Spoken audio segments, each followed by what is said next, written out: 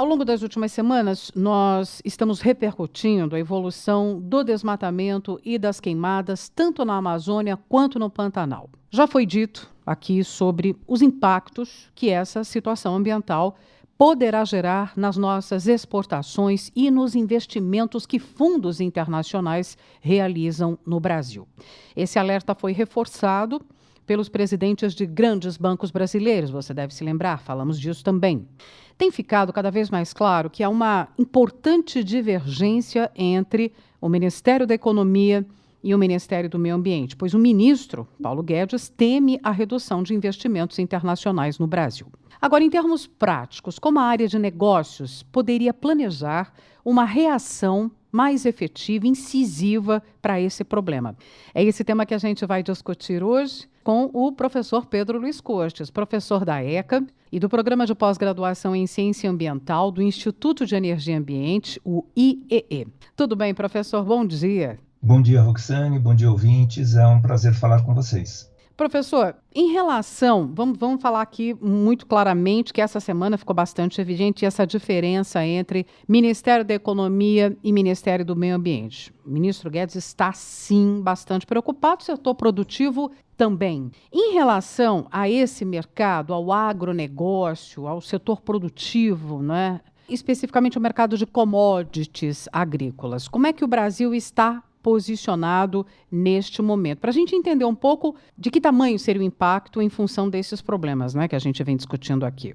O Brasil ele se posiciona junto aí à liderança de diversas commodities agrícolas comercializadas internacionalmente, né? Um grande produtor de soja, um grande produtor de proteína animal e, obviamente, essa posição brasileira, né, que consegue aliar grande produtividade com preço competitivo, uma qualidade muito adequada, né, principalmente na carne, isso incomoda os outros competidores.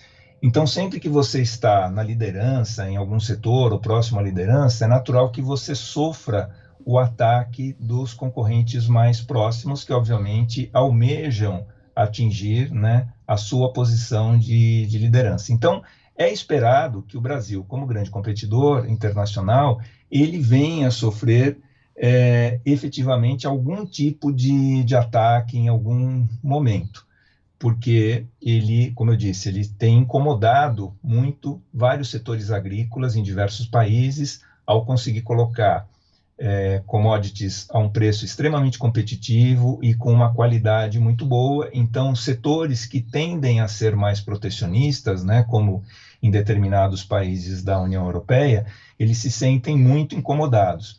E também os nossos outros competidores, dependendo da commodity, né, nós competimos com os Estados Unidos, nós competimos com a Argentina, nós competimos com a Austrália, com o Uruguai.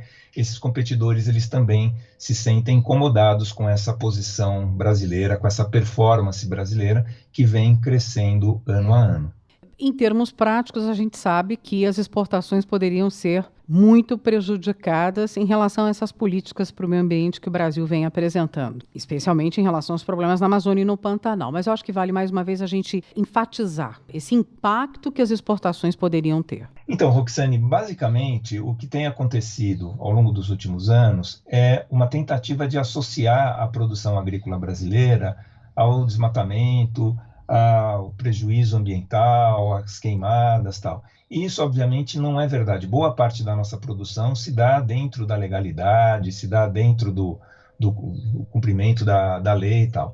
Obviamente que há produtores que atuam na ilegalidade, que promovem queimadas, promovem desmatamento e acabam manchando todo o setor.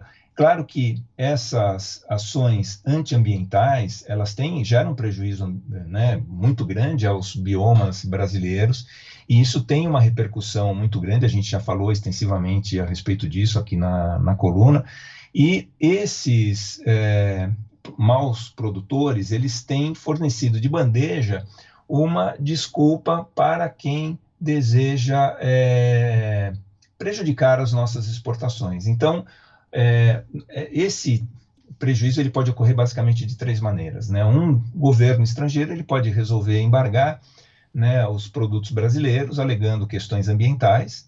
e questões ambientais, de fato, nós temos problemas ambientais sérios e alguns desses problemas estão relacionados à produção agrícola, embora, como eu disse, não em toda a sua extensão. Você pode ter uma pressão dos importadores que querem pagar um preço menor, exatamente por conta disso, ou que decidem que não vão mais trabalhar com produtos brasileiros, temendo dificuldade de colocação em determinados mercados, por exemplo, na União Europeia. E uma terceira forma é uma pressão direta dos consumidores, né, já nos mercados, nos supermercados, que vão deixar de comprar produtos agrícolas brasileiros ao associar essa produção agrícola aos problemas ambientais. Essa terceira forma é a mais difícil de você reverter, porque ela se dá de uma maneira muito pulverizada, e aí, para reverter isso, é necessário uma campanha muito grande, né, de convencimento, de mostrar que houve efetivamente uma mudança de ação. Então, essas possibilidades, elas são muito preocupantes, porque mesmo quando se trata de um embargo nacional, um governo ele vai embargar, e isso não está descartado, porque a gente tem que lembrar que países europeus vão passar por eleições esse ano, e países como, por exemplo, a França, né, ela é extremamente protecionista em relação ao seu setor agrícola, então, até por questões eleitorais, pode ser que algum movimento nesse sentido venha a ser tentado. Mesmo esse tipo de embargo, ele demora um tempo para a gente conseguir reverter. Então, uma atenção muito grande deve ser dada a essas possibilidades. Agora, professor Pedro, teria uma forma de reverter essa situação, uma saída, uma opção, o próprio setor produtivo se organizar, enfim, algum modelo já existente que pudesse ser adaptado para tentar reverter? Então, Roxane, essa é uma questão básica, por exemplo, da área de negócios, né? Como se obter um diferencial competitivo dentro de um plano de estratégia, né, de mercado. Então, no caso das commodities, isso tradicionalmente é tido como muito difícil de ser feito, porque a commodity ela se notabiliza por um padrão, né, de qualidade que é, né, que é comum a todos os players, e a diferenciação final se dá com base no preço. Então, quanto menor o preço, maior a facilidade que você tem de colocar o produto num determinado mercado. Só que nós temos condições de promover uma diferenciação dos nossos produtos agrícolas, mesmo dessas commodities, né, como carne, como soja, né, outras proteínas animais, né, no caso não só carne de boi, mas também de porco, frango. Se esses exportadores eles destinassem uma parcela ínfima, né, assim, a título de exemplo, algo em torno assim, de 0,05% das exportações para constituir um fundo de preservação ambiental. Então, as nossas exportações, elas fomentariam um fundo, só para a gente ter uma ideia. As exportações de soja que estavam previstas para esse ano seriam algo em torno de 110 bilhões de dólares. Se a gente destinasse 0,05% desse valor para a constituição de um fundo, nós teríamos algo em torno de 55 milhões de dólares ou aproximadamente 290 milhões de reais por ano, que é algo muito parecido com a contribuição que vinha do Fundo Amazônia. Estou pegando apenas uma determinada commodity. Se a gente expandir para outros produtos agrícolas, esse fundo ele poderia ganhar um volume significativo. É claro que esse fundo ele teria que ser muito bem formatado, ter accountability, ter auditoria internacional, transparência, tal, inclusive uma certificação, para que o nosso produto agrícola ele fosse associado exatamente, ele tivesse uma associação contrária à que ele vem recebendo hoje. Ao invés de ele estar associado à degradação, ao prejuízo ambiental, ele tivesse associado à preservação ambiental. Então você informa para o consumidor, né, em outros países, fala assim, ao consumir um produto agrícola brasileiro, você está contribuindo efetivamente para a manutenção, para a recuperação de áreas degradadas na Amazônia, no Pantanal ou em outros biomas.